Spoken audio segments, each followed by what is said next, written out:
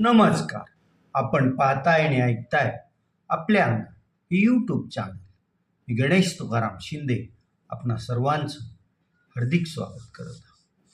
काल इराण आणि अमेरिका यांच्यातील बोलणी बैठक फिरत त्यामुळं जे 2 आठवड्याची शस्त्रसंधीचं ठरलं होतं ते आता पाळलं जाणार नाही हे तर निश्चित आहे. अमेरिका इराणवर जाम चिडलेला आहे आणि त्यामुळं आता तो इराणवर हल्ले करण्याचा तयारीत असल्याचं वृत्त आहे. हे आता युद्ध लवकर थांबतं की नाही, आता कोणी यांच्या मध्यस्थी करावी हाही प्रश्न आहे. तिकडं नाटो देश अमेरिकेला मदत करायला तयार नाही. त्यामुळं इराण आपल्या होर्मुझच्या याच्यावरील ताब्यावर ठाम आहे. त्यामुळं जगासमोर मोठं संकट उभं राहणार निश्चित आहे. इकडं तिकडं युद्धभूमीवर चालू आहे. इकडं धाराशिव जिल्ह्यात शिवसेनेत अंतर्गत युद्ध सुरूच. काल त्याचं तीव्र असे पडसाद प्रमुख नेत्यासमोरच उमटलेले आपल्याला दिसले आहेत. नेत्यांच्या समोर कार्यकर्त्यांनी त्यांचा आवाज उठवू नये यासाठी पोलिसांनी अगदी योग्य ती खबरदारी घेतली होती आणि नेत्यात आणि कार्यकर्त्यात संपर्कच बराच वेळ येऊ दिला नव्हता. मुख्यमंत्री हेलिकॉप्टरनं विमानतळावर आले. तिथून ते मग यशवंतराव चव्हाण नाट्यगृहाच्या सभागृहात आले. तिथं पुण्यनगरी आणि जिल्हा पत्रकार संघाच्या संयुक्त कार्यक्रमाला त्यांनी हजेरी लावली. या काळात 50च्या वर शिवसैनिकांना पोलिसांनी नजरकैदेत ठेवलेलं होतं. तिथून मग जो शिवसेनेचा मेळावा सिद्धाई मंगल कार्यालयात ठेवण्यात आला होता, तिथं मग मुख्यमंत्री, पालकमंत्री, त्यांच्यासोबत असलेले नेते मंडळी तिथं गेले. तिथं धाराशिव जिल्ह्यात शिवसेनेच्या निवडून आलेल्या 15 जिल्हा परिषद सदस्यांचा सत्कार करण्यात आल्याचं सांगितलं जाते. मात्र ना पुण्यनगरी आणि जिल्हा पत्रकार संघ ना शिवसेनेचा कार्यकर्ता मेळाव्याला आमदार तानाजी सावंत उपस्थित नव्हते. त्यांची अनुपस्थिती एकूणच खटकण्यासारखी होती.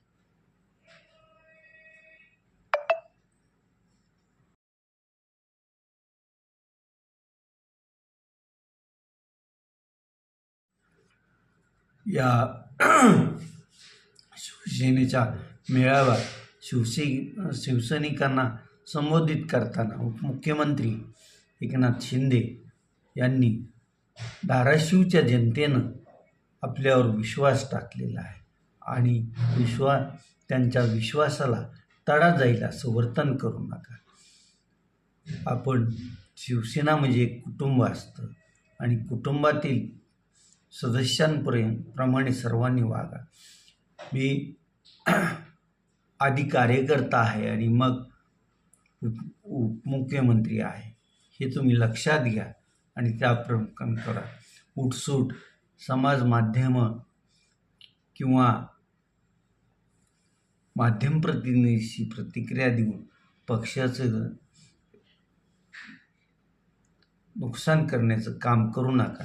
सध्या मतदार यादी पुनर्निरीक्षणाचं काम सुरू आहे. त्यात अगदी मन लावून लक्ष द्या आणि ते दुरुस्ती व्यवस्थित करून घ्या असंही त्यांनी कार्यकर्त्यांना सांगितलं. या मेळाव्याला जिल्हा परिषदेच्या उपाध्यक्षा उषा गायकवाड, माजी खासदार रवींद्र गायकवाड, माजी आमदार ज्ञानराज चौगुले, उमरग्याच्या सभापती कुमारी चौगुले आदी मंडळी उपस्थित होती.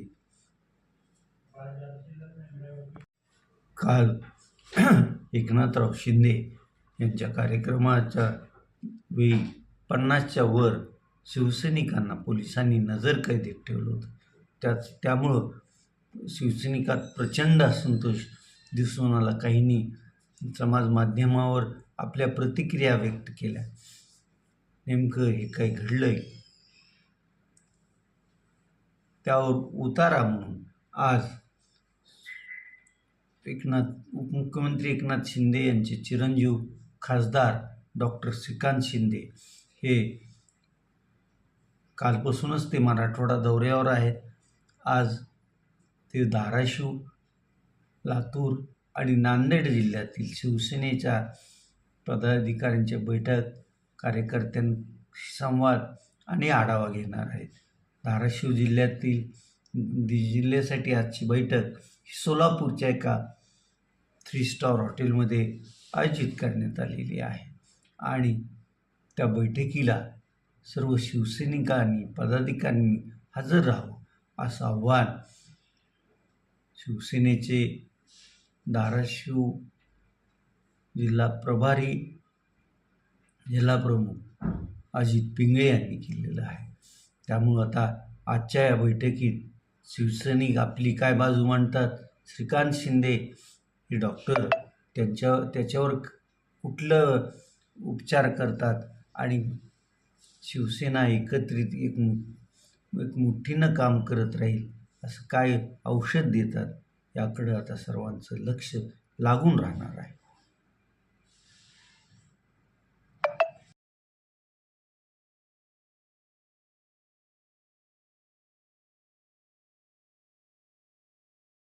IPLमध्ये काल डबल हेडर होता, म्हणजे 2 सामने होते. पहिला सामना हा लखनौ सुपर जायंट्स विरुद्ध गुजरात टायटन्स यांच्यामध्ये झाला आणि त्या सामन्यात लखनौ सुपर जायंट्स म्हणावी तसं कामगिरी करू शकली नाही आणि 20 षटकात 8 बाद 164 अशी त्यांनी धावसंख्या केली होती. त्याचं प्रत्युत्तर गुजरात टायटन्सनं दिलं आणि 3 बाद 20 षटकात 3 बाद 18 षटकातच 3 बाद 165 धावा करून त्यांनी हा सामना 7 गडी राखून जिंकला होता. दुसऱ्या जो वानखेडे स्टेडियमवर संध्याकाळी सामना झाला त्याकडं सगळ्यांच्या नजरा लागलेल्या होत्या. तो सामना होता रॉयल चॅलेंजर्स बंगळुरू आणि मुंबई इंडियन्स यांच्यामध्ये. इकडं विराट कोहली तर दुसरीकडं रोहित शर्मा हे 2 दिग्गज खेळाडू होते आणि ते दोघं कसं खेळतात आणि त्यांच्या खेळण्यामुळं कोणता संघ विजयी होतो याकडंच सगळ्यांचा नजरा लागलेल्या होत्या. सुरुवातीला फलंदाजी करताना रॉयल चॅलेंजर्स बंगळुरूच्या सॉल्ट आणि विराट कोहली हे सलामीची फलंदाजीची जोडी मैदानात उतरली.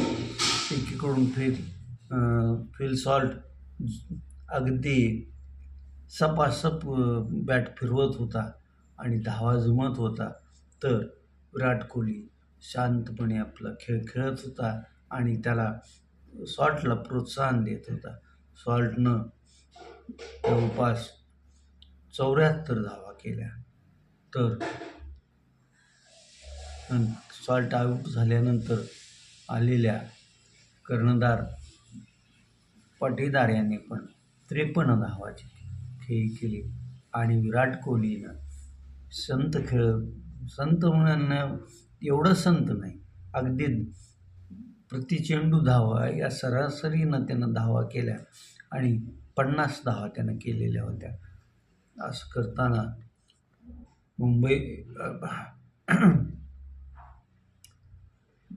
रॉयल चॅलेंजर्स बेंगळुरूनं 20 षटकात 4 बाद 240 असं धावा उभा केल्या होत्या आणि मुंबई पुढं 241 धावांचं विजयासाठी आव्हान दिलं होतं. मुंबई इंडियन्स संघाकडून सुरुवात रोहित शर्मा आणि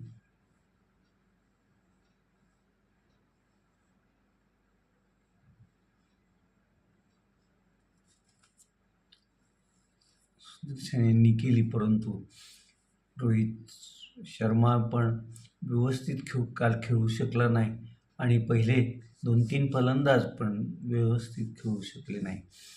प्रसिद्ध कृष्णाच्या